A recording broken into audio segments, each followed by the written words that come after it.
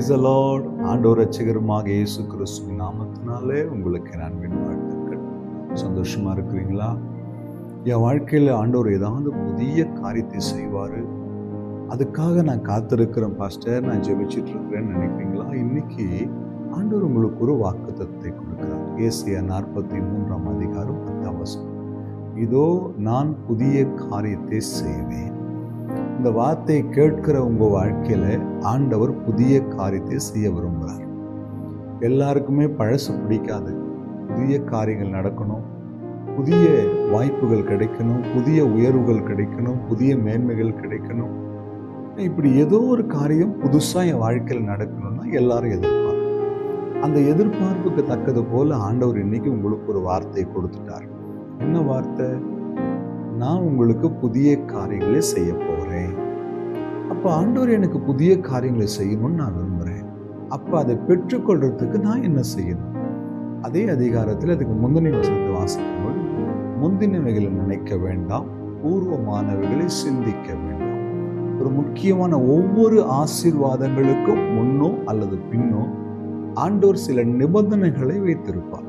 இங்கு ஒரு நிபந்தனை, நான் உனக்கு புதிய காரியத்தை செய்ய போறேன். அந்த புதிய காரியம் வேற யாரும் செய்ய முடியாது. அப்படி ஒரு புதிய காரியத்தை செய்ய போறேன். ஒருவேளை உன் வேலையில இருக்கலாம், குடும்பத்துல இருக்கலாம், ஆபீஸ்ல இருக்கலாம், பிசினஸ் இருக்கலாம், ஏதோ ஒரு காரியத்துல ஒரு புதிய காரியத்தை கர்த்தர் செய்ய போறார்.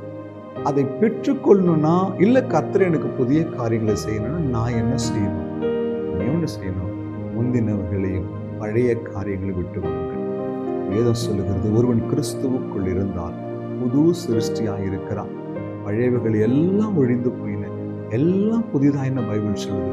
நீங்க கர்த்தர் உங்களுக்கு புதிய காரியத்தை செய்யணும்னு விரும்புனீங்கன்னா, நீங்க விட வேண்டிய பழைய காரியங்களை, பழைய கோபங்களை, பழைய கசப்புகளை, பழைய வைராக்கியங்களை, பழைய பொறாமைகளை, பழைய பொய்களை, பழைய காரியங்களை தூக்கி எறிஞ்சிருங்க.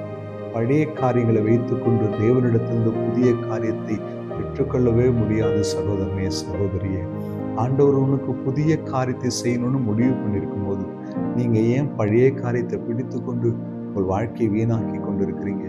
ஏதோ விட முடியாத ஒரு பழக்கம், ஏதோ விட முடியாத ஒரு தன்மை, உள்ளார்ந்த மனிதன், ஆண்டவருக்கு விரோதமான சில காரியங்கள், ஏதோ ஒன்று. அந்த பழைய காரியம் உங்களுடைய புதிய காரியத்தை தடுத்துவிடும். முந்தின காரியங்களை, பழைய காரியங்களை தூக்கி எறிஞ்சிட்டு ஆண்டவர் உங்களுக்கு வைத்திருக்கிற புதிய காரியங்களை பெற்றுக்கொள்ள நீங்க ஆயத்தமாகும். அவர் வாக்கு கொடுத்தா அப்படியே செய்வார்.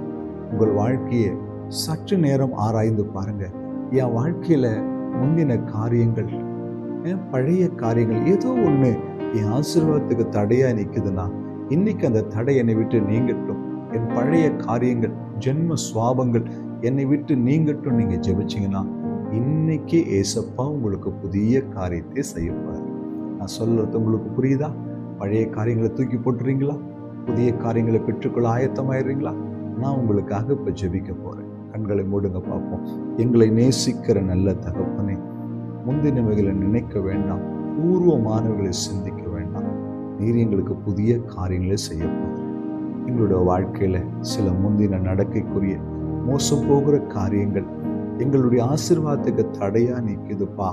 அதை எங்களை விட்டு எடுத்து போட்டு புதிய காரியத்தை சுதந்திரத்துக்குள்ள உதவி செய்யும். ஜெபிக்கிற பிள்ளைகளுக்கு அப்படியே செய்யும்.